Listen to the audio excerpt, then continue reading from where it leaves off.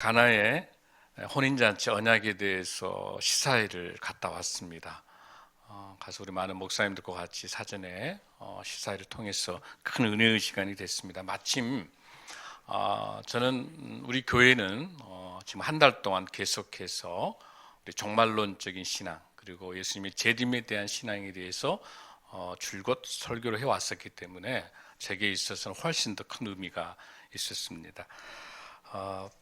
지금 브렌트 밀러라고 하는 이 감독이 이 다큐멘터리 형태로 가지고 있는 드라마 형태인데 아주 감동적입니다. 이번 11월 26일 날 전국에 상영이 되는데 꼭 우리 교회도 같이 갔으면 좋겠습니다. 이 브렌튼 감독은요 이렇게 고백을 합니다. 사실 본인은 크리스찬이 아니었습니다. 그런데 이분이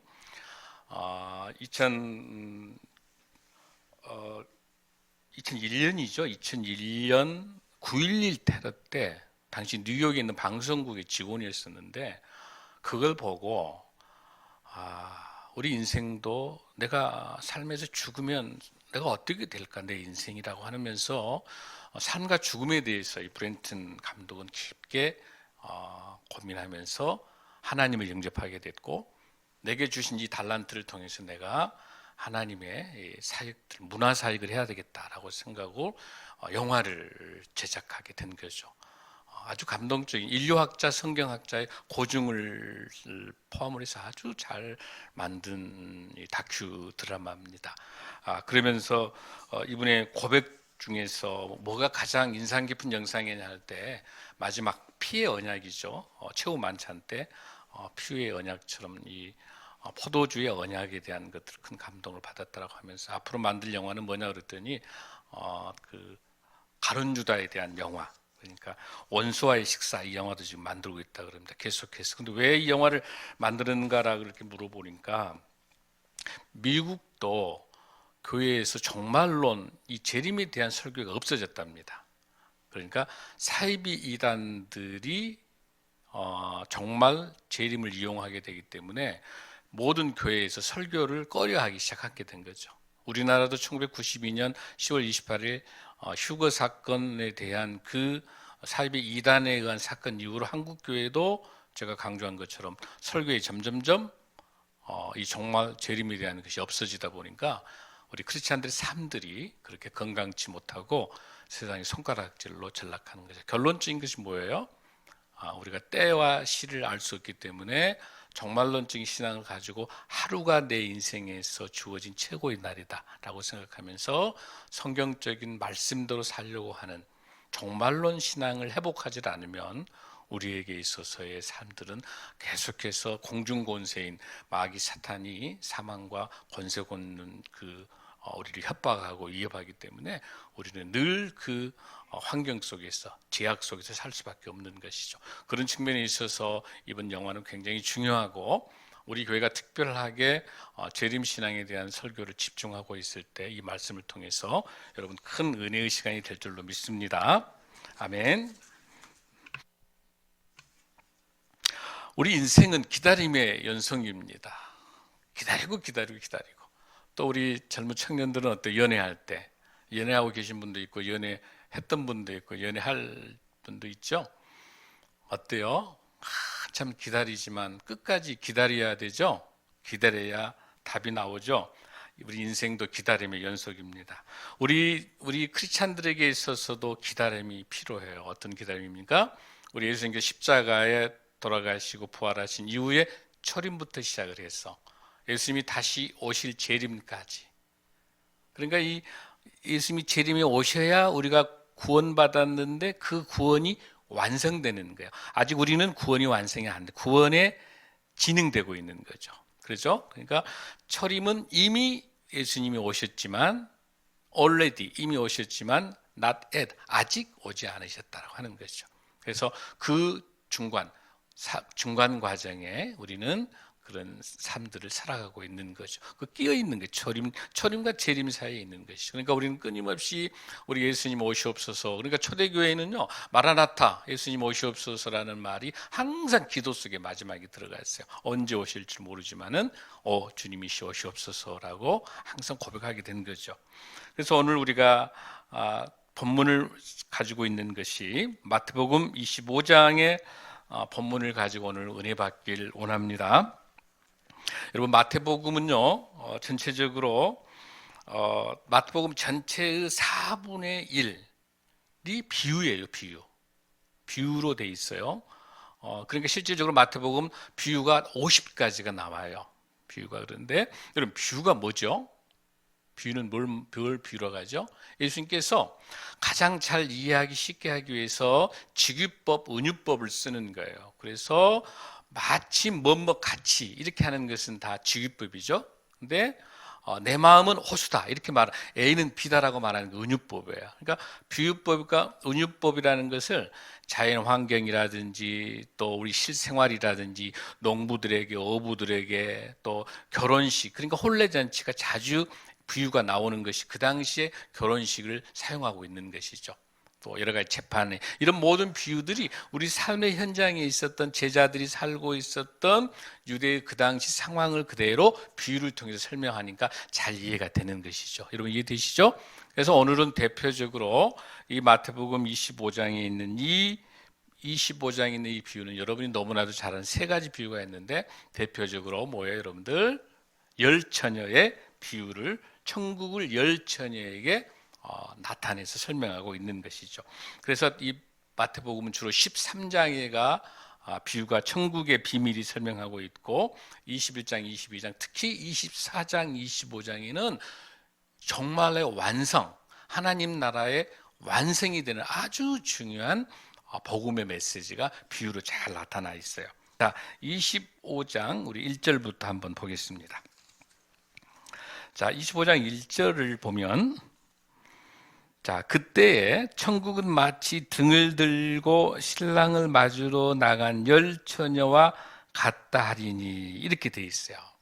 자, 그러면은 여기는 신랑이라는 말이 나오고 있기 때문에 이 본문을 이해하려면 유대교 그 당시에 이스라엘의 결혼식이 무엇인가를 먼저 알아야 돼요.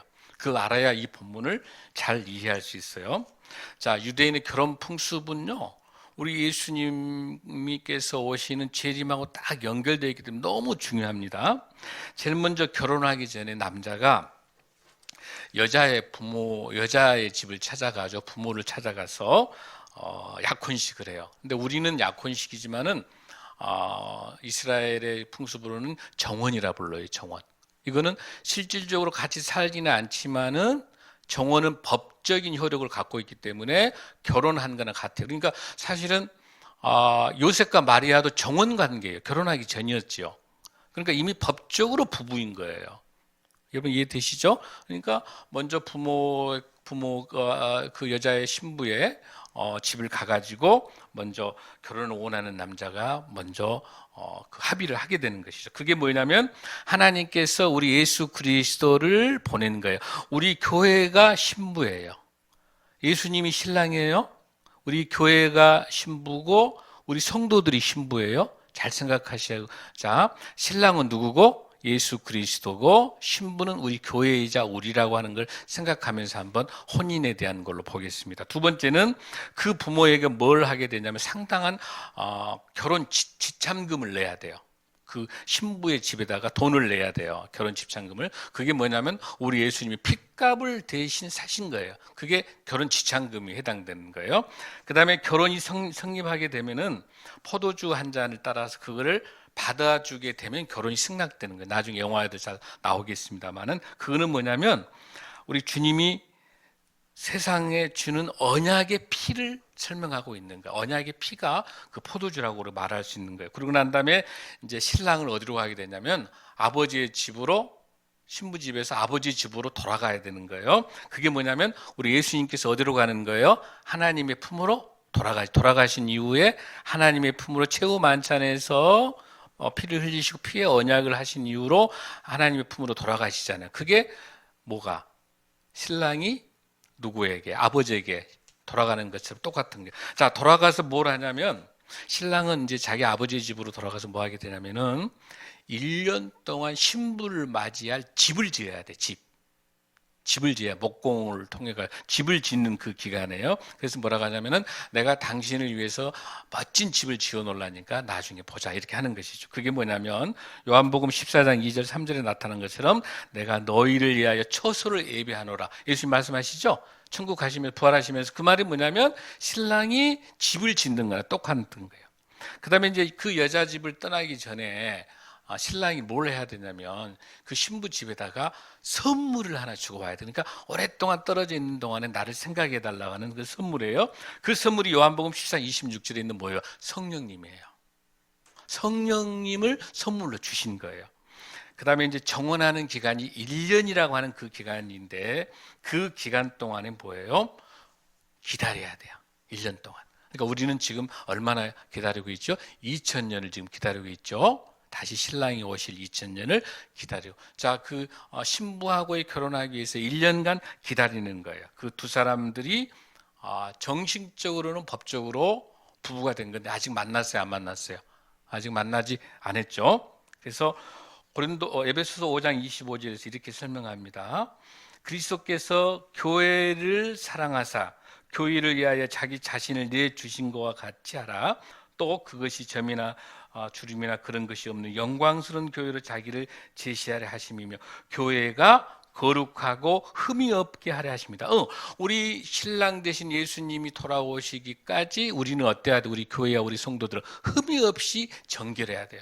그러니까 우리가 마귀 사탄의 밥에 놀아나서는 안 되고 늘 말씀으로 정결한 삶을 신부처럼 살고 있어야 되는 것이죠. 여러분 이해되시죠? 자, 이제 드디어 혼인을 하게 됩니다. 이제 결혼하게 됩니다. 여기서부터 해당되는 거예요. 이제 결혼하게 되는데, 자, 남자가 여자를 신부를 데리러 가야 되는데 그 데리러 간 날을 신랑은 알 수가 없어요. 신랑의 아버지가 보고 집을 잘 지었는지, 잘 준비되었는지를 확인한 다음에 갑자기 신랑의 아버지가 야, 너 신부 데리고 와라 라고 할 때 신랑이 가는 거예요. 여러분 이해되시죠? 그러니까 신랑이 나는 신부를 언제 결혼식 하러 간다라고 하는 날짜를 내 소관이다 아니다.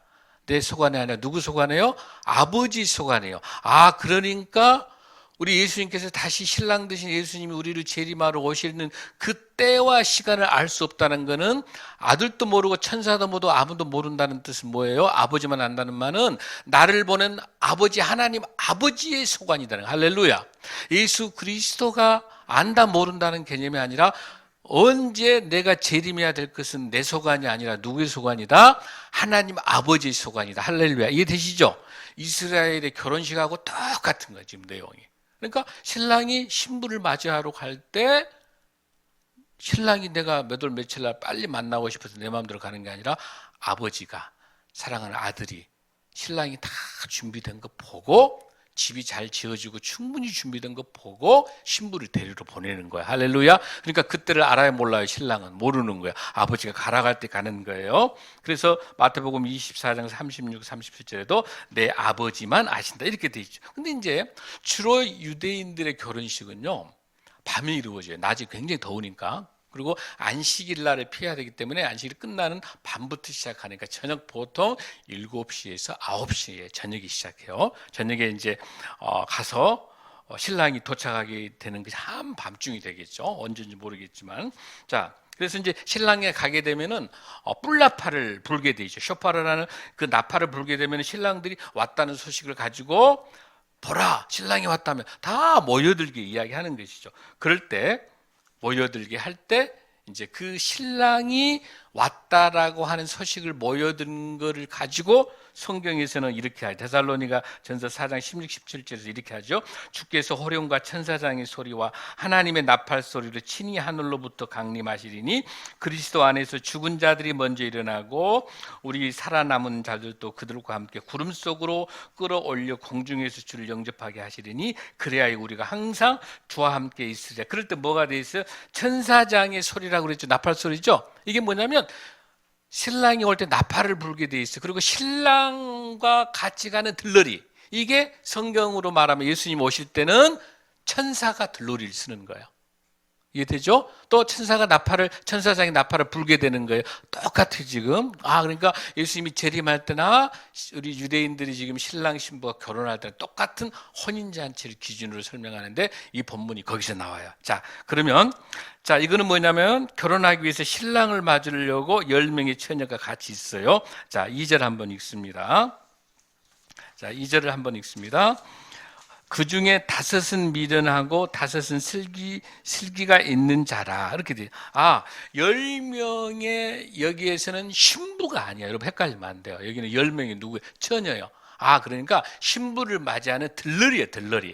들러리예요. 신부는 따로 있고. 그러니까 10명이 보통 이게 비율을 보면 실질적으로 결혼식 할 때 한 10명 정도의 신부의 들러리가 있어요. 그래서 그 10명의 신부가 있는데 5명은 슬기로운 처녀고 5명은 조금 미련한 어리석은 처녀다. 이렇게 지금 설명하고 있는데 이게 무슨 뜻을 지금 우리에게 볼 수 있냐면 혼인 만찬할 때 요한계시록 19장 6절에서 9절에 있는 말씀처럼 어떤 뜻이냐면은 어린 양의 혼인잔치가 이르렀고 그분의 아내가 자신을 예비하였도다. 또 그녀가 깨끗하고 희고 고운 아마포 옷을 차려 입도록 허락하셨으니, 그러니까 신부가 하얀 드레스 아마포 옷을 입는 거예요. 그거 없고 그 고운 아마포는 성도들의 의다. 우리들이 깨끗하라는 거예요. 성도들의 의라. 어린 양의 혼인 만찬에 부름 받은 자들은 그러니까 초청 받는 사람만 해당되는 거죠. 부름 받은 자들은 복이 있도다 하고 또 내게 이르되 이것들은 하나님의 참된 말씀들이라 하리라. 이게 요한계시록의 마지막 재림할 때 나타나는 모습이에요. 이게 혼인 잔치, 혼인 만찬하고 똑같이 지금 나타나는 거예요. 지금 현재 신랑이 지금 이제 신부 집에 가가지고 신부를 데리러 오는 그 장면이 여기 마태복음 25장의 비유에 나타나는 것이죠. 그런데 그 신부의 들러리가 5명은 현명하고 지혜롭고 5명은 어리석은 처녀들이다, 들러리다, 이 생각을 보면 돼요. 자, 4절 읽습니다. 자, 슬기 있는 자들은 그릇에 기름을 담아 등과 함께 가져갔더니 그런데 3절에는 뭐라고 되어 있어요? 미련한 자들은 등을 가지되 뭘 가지고 있잖아요. 기름을 가지지 아니하고 그렇게 돼 있어요.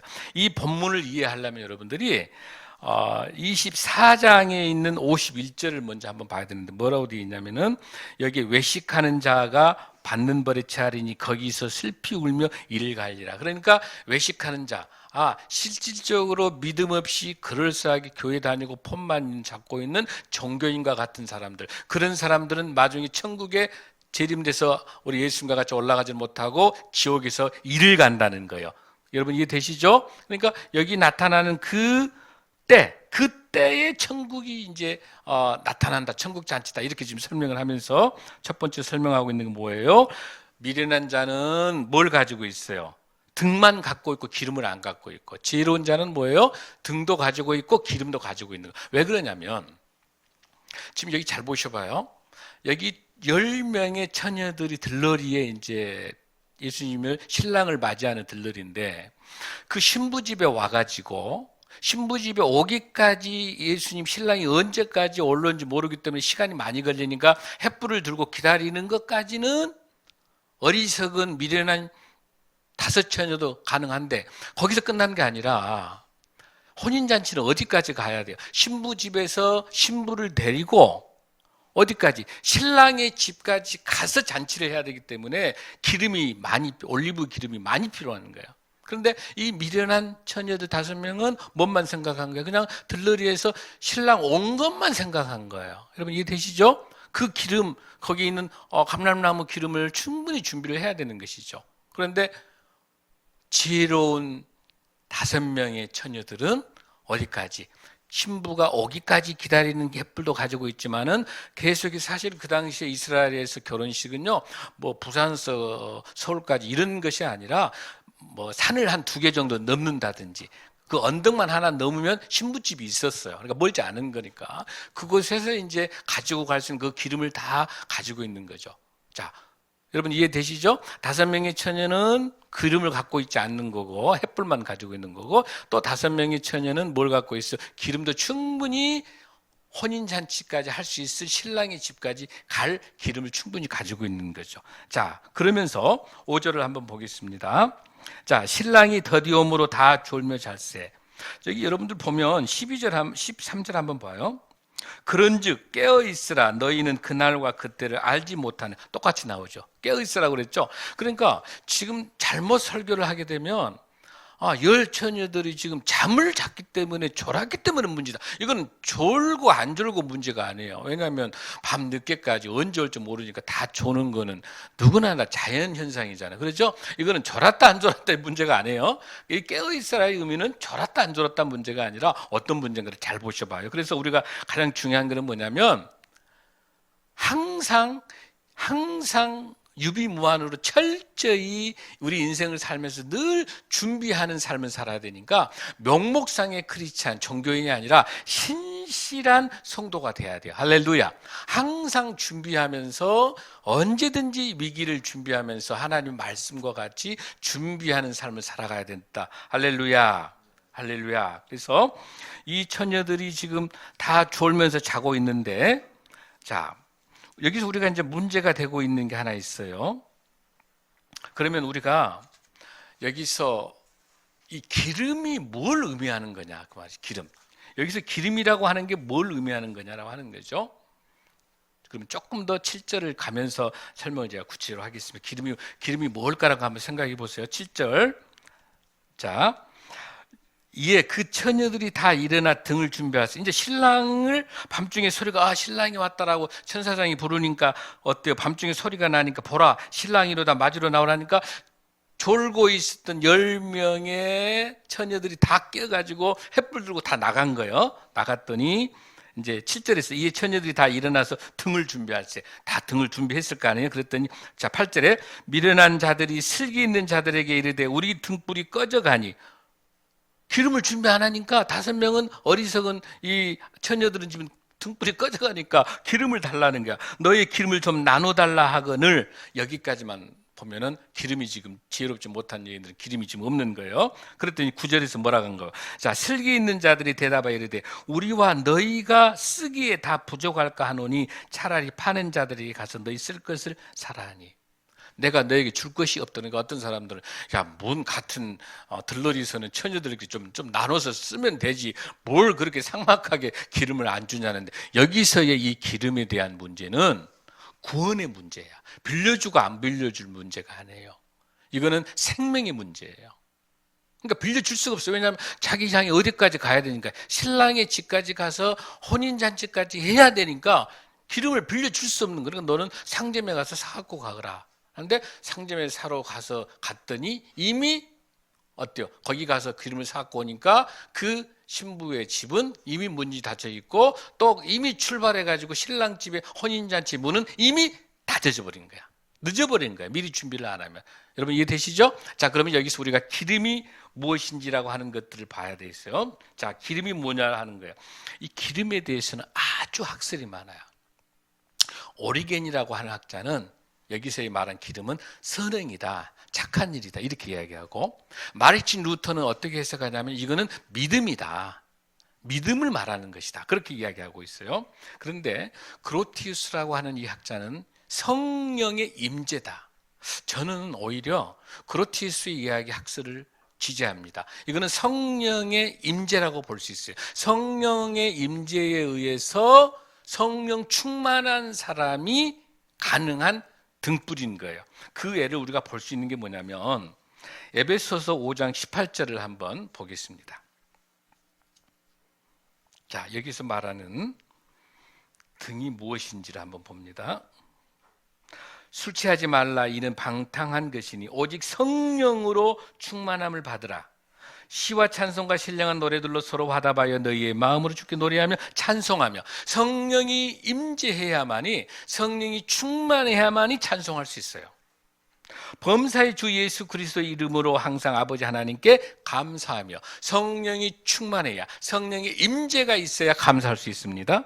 그리스도를 경외함으로 피차 복종하라. 복종할 수 있는 것도 성령이 충만해야 되고 성령의 임재가 있어야 가능한 거죠. 그러니까 우리가 끝까지 하나님의 우리 예수 그리스도의 재림을 바라보는 우리는 뭐예요?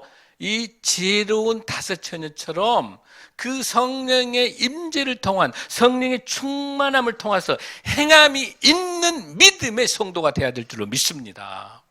아무리 많이 성경을 많이 알고 많이 준비해도 성령의 임재가 없이 믿음으로 행함이 없는 그런 신앙인들은 기름이 다 떨어져서 이미 천국 문을 닫아버리는 거예요. 혼인잔치에 신랑의 집에서 문을 닫아버리는 거예요. 들어갈 수 없는 거예요. 우리 얼마나 많은 우리 크리스찬들, 우리 한국교회, 전 세계교회 얼마나 많은 교회, 얼마나 많은 성도들이 있어요. 다 크리스찬, 성도 그럴싸하게 보이죠? 그러나 성령의 체험이 없고 성령의 임재가 없고 성령님을 통해서 믿음의 행실이 없는 사람은 크리스찬이 아닌 거예요. 종교인인 거예요. 누구예요? 서기관과 바리사인처럼 일을 간다고 그랬죠. 일을 가라. 왜? 천국에 갈 수 없는 거예요. 그럴싸하게 폰만 가지고 행위만 가지고 아무 안 되는. 그래서 야고보서 2장 17에서 말씀처럼 행함이 없는 믿음은 그 자체가 어떤 것이다? 죽은 것이다. 신앙인들의 삶은 성령의 충만함으로 성령 임재를 통해서 행함 있는 믿음, 그런 믿음. 그래서 오직 성령의 임재를 통한 성령 충만함으로 행함이 있는 믿음의 성도가 되어야 될 줄로 믿습니다. 할렐루야. 마태복음 7장에서도 설명하는 거죠. 여러분 거기 나타나는 똑같아요. 지혜로운 하나님의 말씀에 따라서 그의 말에 따라서 지혜로운 사람은 집을 어디다 짓고? 반석에다 짓고, 어리석은 사람은 어디다? 모래에다 짓는 것이죠. 그거는 하나님의 말씀을 따르지 않는 것. 거기 나타나는 지혜로운 자와 어리석은 자가 헬라어의 어원이 똑같은 어원이에요. 거기도 마찬가지로 주여 주여 하는 것이죠. 천국이 달라고 하지만은 이미 하나님께서 나 너 모른다라고 하거든요. 종교인은 우리 주님께서 모르는 거예요. 누가복음 4장 18절 19절에도 이렇게 얘기합니다. 주의 성령이 내게 임하셨으니 이는 가난한 자에게 복음을 전하게 하시려고 내게 기름을 부으시고, 클리오라고 하는 헬라어를 쓰고 있습니다. 나를 보내사 포로된 자에게 자유를, 눈먼 자에게 다시 보게 함을 전파하며 눌린 자를 자유롭게 하고 주의 은혜의 해를 전파하게 하려 하십니다 하였더라. 여기서 나타나는 이 기름을 부으고 있는 이 마음, 이 동사 형태하고 같이 이 기름, 엘라이온이라고 하는 올리브 기름하고 똑같은 개념을 전맥시키고 있는 거예요. 성령의 충만함, 성령의 임재를 통해서 이 기름이 믿음의 행실을 설명하고 있는 줄로 믿습니다. 왜? 그런 성령이 충만해야 사도행전 10장 38절에서 하나님이 나사렛 예수에게 성령과 능력을 기름 붓듯 하셨으며 그가 두루 다니시며 선한 일을 행하시고 마귀에게 눌린 모든 사람들을 고치셨으니 이는 하나님이 함께 하셨습니다. 할렐루야. 할렐루야. 그러면서 우리에게 뭘 주십니까? 고린도전서 12장 3절에서 그러므로 내가 너희에게 알리노니 하나님의 영으로 말하는 자는 누구든지 예수를 저주할 자라 하지 아니하고 또 성령으로 아니하고는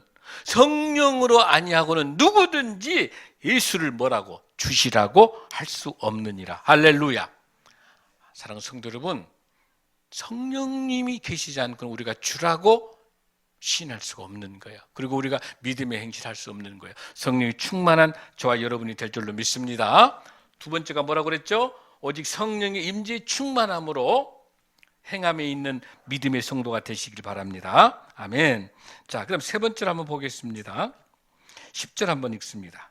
그들이 사러 간 사이에 신랑이 오므로 준비하였던 자들은 함께 혼인잔치들, 5명의 슬기로운 처녀들은 어디로?